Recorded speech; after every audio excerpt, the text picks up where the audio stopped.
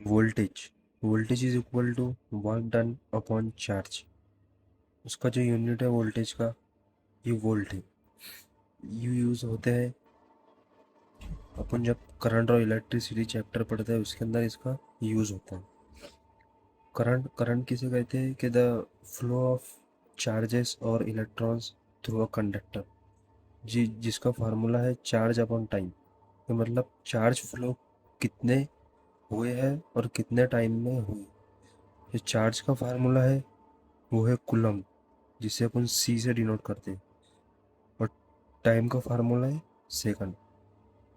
Charge upon time इसका formula है current का, और करंट का यूनिट जो है एम्पियर है।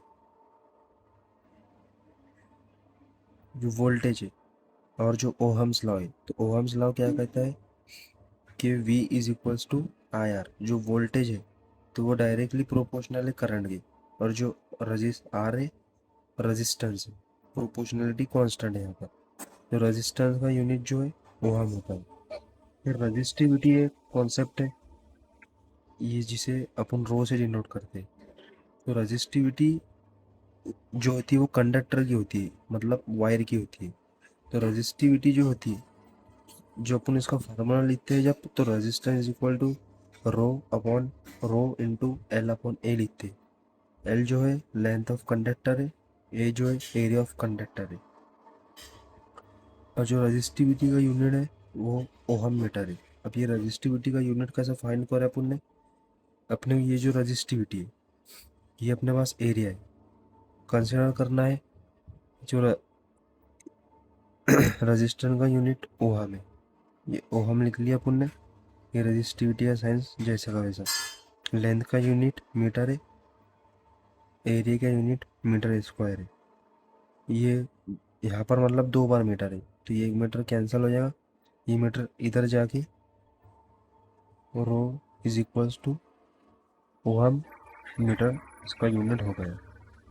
अब इसमें से अपने को क्वेश्चन पूछा जाता है कि अगर अपन ने कंडक्टर की लेंथ को आधा कर दी या एरिया को आधा कर दी, कैसा भी क्वेश्चन आता है। यहाँ पर एक क्वेश्चन मान लिया हो कि एरिया जो है कंडक्टर का आधा कर दिए और लेंथ को डबल कर दिए, तो जो नवा और पुराना रेजिस्टेंस है उसके अंदर क्या रिलेशन होगा। तो जो ओल्ड रेजिस्टेंस है अपन उसको ऐसे नॉर्मल लिख लेंगे, R old is equal to rho L upon A. जो न्यू रेजिस्टेंस है तो वो क्या होगा, रो 12। जो लेंथ है वो डबल हो गई, एरिया जो है हाफ हो गया, तो यहाँ पर 12 एरिया की जगह ए अपॉन 2, यानी कि हाफ होगा एरिया। अब ये 2 यहाँ पर जाके 4 रो एल अपॉन ए हो गया। फिर ये जो आर ओल्ड है, जो ओल्ड रेजिस्टेंस है, उस पे से अपन ये डिराइव कर लेंगे। तो rho is equal to R old A upon L.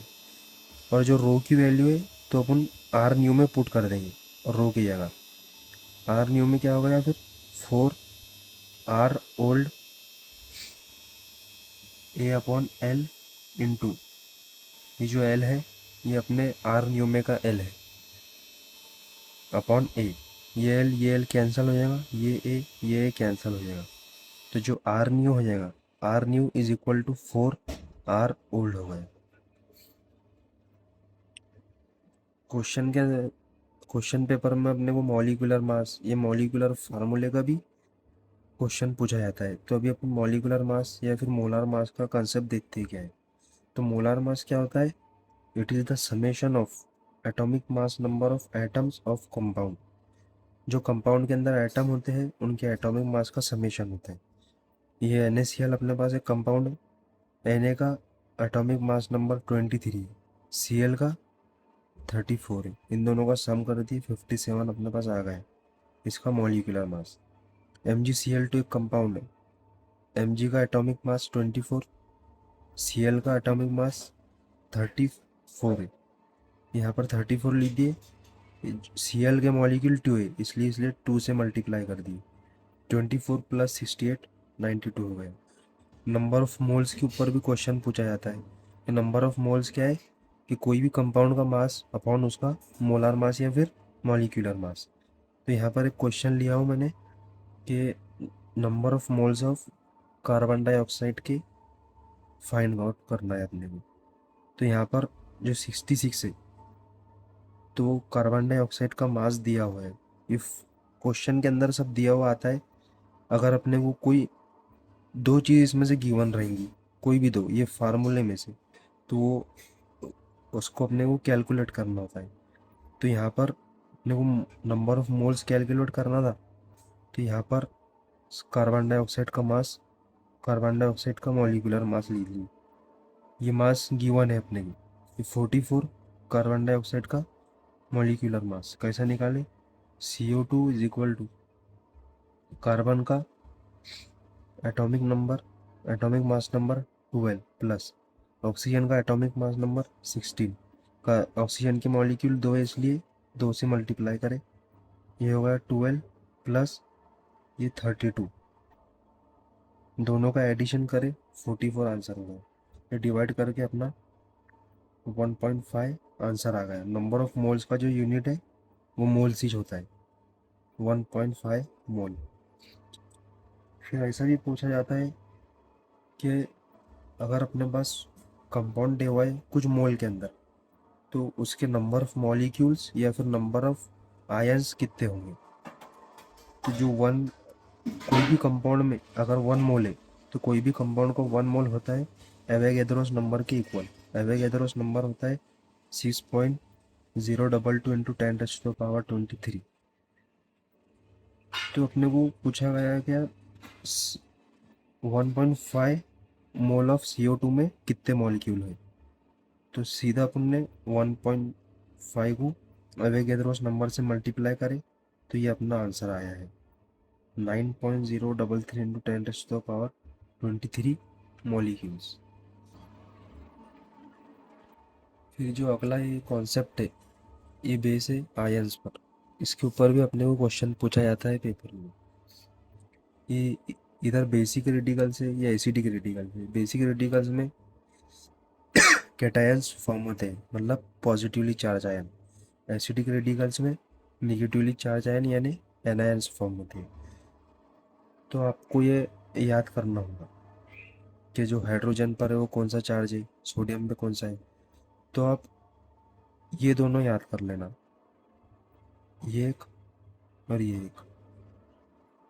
अपने को अगर ये दो भी याद रहे तो अपने को समझ में आ जाएगा कि भाई 3 इनका है 1 इनका है प्लस में, तो जो रिमेनिंग अगर कुछ आया है तो 2 इनका होता है। यहाँ पर मैंने जो है ये वाले याद कर रहा हूँ और एक ये याद कर रहा हूँ बस, क्योंकि इसके ऊपर -2 चार्ज है, इसके ऊपर -3 चार्ज है, बाकी सब जो रिमेनिंग है उनके ऊपर -1 चार्ज है। तो अभी ये कंपाउंड का फॉर्मेशन कैसा होता है हम देखते हैं। यहाँ पर मैं कंपाउंड्स जो है लिखा हूँ। पहला एग्जांपल अपन कंसिडर करते हैं MgO का, मतलब मैग्नीशियम ऑक्साइड का। अब मैग्नीशियम ऑक्साइड कंपाउंड फॉर्म कैसा होता है, मैग्नीशियम जो है मैग्नीशियम के ऊपर 2+ चार्ज होते हैं।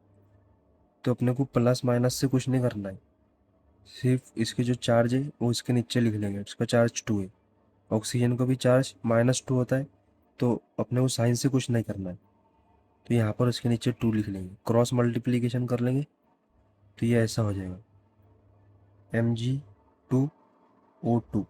यहाँ पर 2 है तो दोनों भी कैंसिल हो गए, MgO अपना फार्मूला बन गया मैग्नीशियम ऑक्साइड का।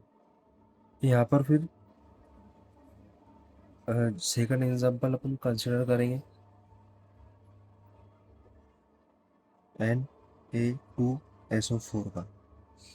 अब जो सोडियम है उसका जो चार्ज है 1 है, और जो SO4 है, SO4 का जो चार्ज है वो -2 है, तो अपन सिर्फ 2 लिखेंगे और उसको अपन ऐसा लिख लेंगे क्रॉस मल्टीप्लिकेशन करके Na2SO4। अब आप बोलेंगे कि यहाँ पर अपन इसको कैंसिल क्यों नहीं करेंगे, यहाँ पर जैसे करा 2 को 2 से कैंसिल। ये कैंसिल इसलिए नहीं होगा क्योंकि जो सल्फेट है, ये सल्फेट आयन का फार्मूला पूरा SO4 है, कंप्लीट फार्मूला है इसका ये। तो अपन इसको रिड्यूस नहीं कर सकते, इसलिए अपन उसको ऐसा ही रखेंगे। जो फार्मूले, जो आयंस अपने को दिए हुए हैं, जो उनकी कंडीशन है, जो उनकी हालत है, अपन उनको वैसा ही रखना होता है। अब जो नेक्स्ट एग्जांपल है Na2O है कि सोडियम ऑक्साइड कैसे फॉर्म हुआ। Na2O, तो जो सोडियम है उसका एटॉमिक, उसका जो चार्ज है वो 1 है, O का 2 है। इनका क्रॉस मल्टीप्लिकेशन कर लिए तो Na2O हो गया। फिर FeSO4 है, FeSO4